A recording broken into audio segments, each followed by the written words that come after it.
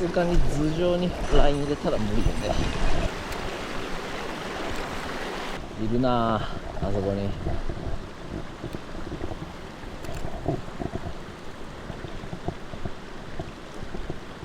うわ、こんなもん何投げても釣れるだろう。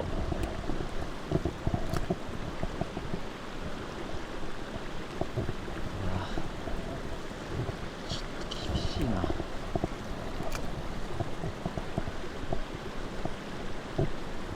うわー、降りてきちゃった。う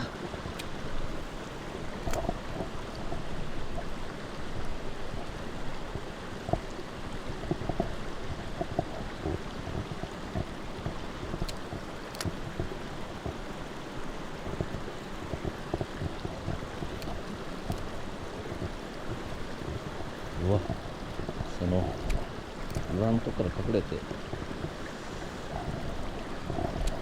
食うんだけど、あれをかけれんかったら下手くそだマジで。オレ氏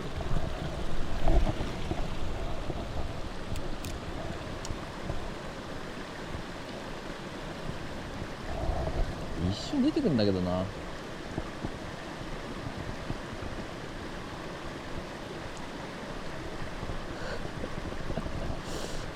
隠れてんのが